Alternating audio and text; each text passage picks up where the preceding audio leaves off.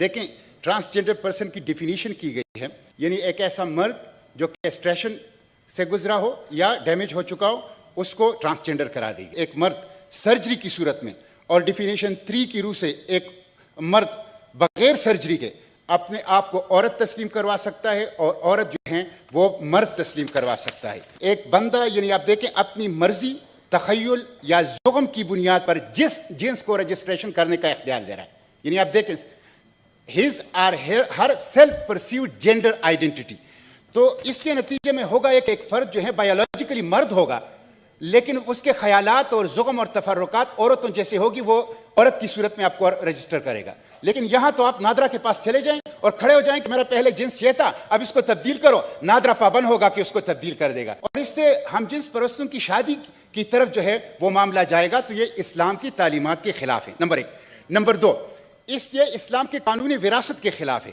Act کا section 7 transgender مرد کے برابر وراثت کا حصہ دیتا ہے، اور اس ایکٹ میں ٹرانسجنڈر کی جو ڈیفینیشن ہے، اور ایک کی سیکشن 3 کی ٹرانسجنڈر کی رجسٹریشن کی روشنی میں کہ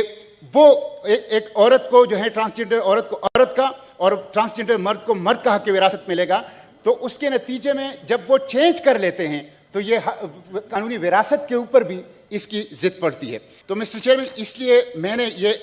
ترمیم لایا ہوں اس کے اندر کہ اس میڈیکل بورڈ کے ذریعے سے، یعنی ایک بندہ اگر نادرا کے پاس جاتا ہے تو نادرا اس کے خیالات اور زغم اور تصورات کی بنیاد پر نہیں، میڈیکل بورڈ، اور میڈیکل بورڈ میں نے جس طرح مسٹر چیئرمین اس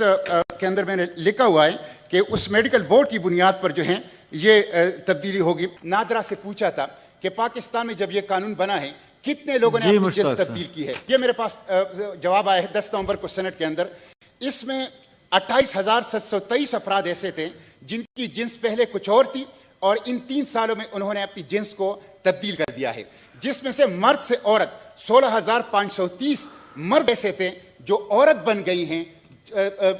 ڈاکومنٹس میں اس گزشتہ 3 سالوں کے اندر۔ 12,154 عورتیں ایسی تھی جو مرد بن گئی ہیں ڈاکومنٹس کی حد تک اس قانون کے تحت۔ تو اس کا جو ہے اسلام کے خاندانی نظام کے اوپر بھی، اور اس کا جو ہے اسلام کے حق وراثت کے اوپر بھی، اور اس کے ساتھ ساتھ اسلام کی جو شرم و حیا کا نظام ہے اس کے اوپر بھی، اور یہ ٹرانسجنڈر کے رائٹ کے آڑ میں جو ہے مس یوز ہو رہا ہے۔ جو اوریجنل اور حقیقی ٹرانسجنڈر ہے ان کو کوئی فائدہ نہیں ہو رہا